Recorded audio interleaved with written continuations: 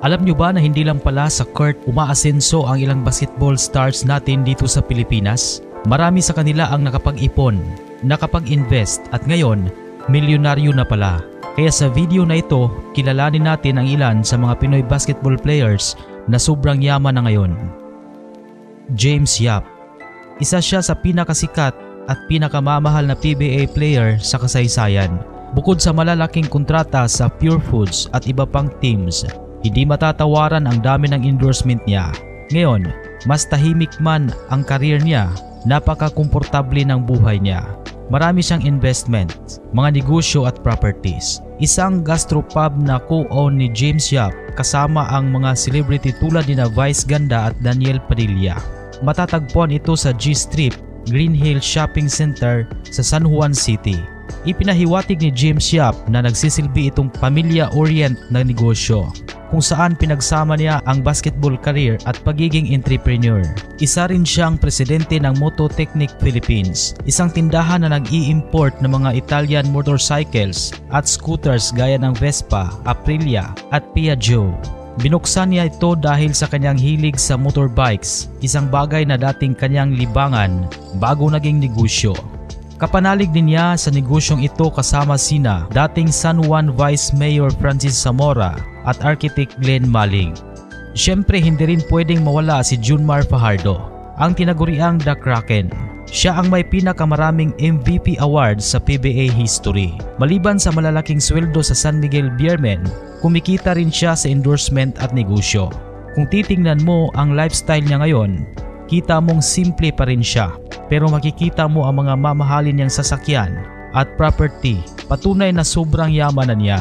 Noong 2017 si Junmar Fajardo kasama ang dating college teammate na si Brian Heruela at Choosing One clothing founder na Pamatian ay nagtayo ng gym sa Cebu na tinawag nilang Pound for Pound Fitness. Noong 2021 inilunsad niya ang kanyang sariling apparel brand na Kraken Apparel PH. Na may minimalist designs tulad ng t-shirts na nagkakahalaga ng 799 pesos, snapbags, hoodies, sweaters, gym bags, backpacks, socks at face mask.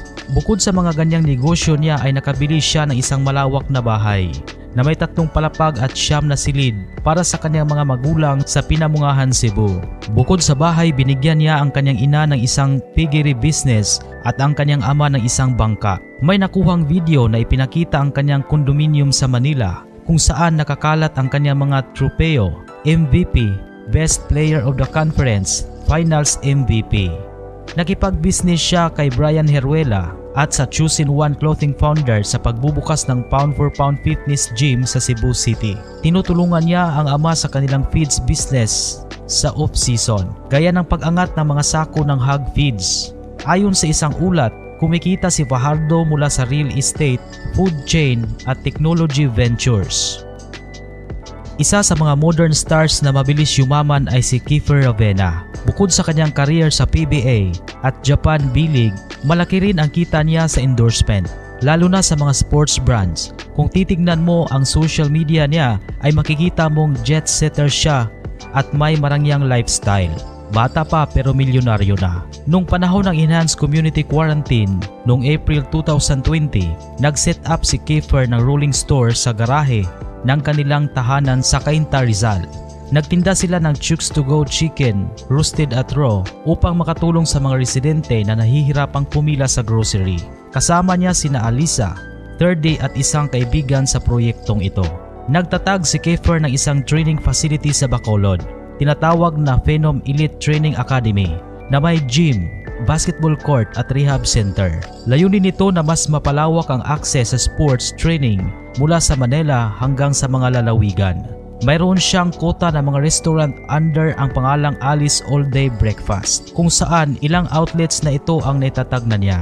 Bukod sa negosyo, binigyan siya ng exposure sa mundo ng investments. Mula pa sa murang edad ay tinuruan siya ng kanyang ina tungkol sa stock market at mayroon din siyang koneksyon sa insurance investments tulad ng Coco Life. Isa siya sa mga ambassador ng Jordan brand at ito ay isang makabuluhang endorsement sa larangan ng sports marketing. Hindi rin papahuli si Terence Romeo.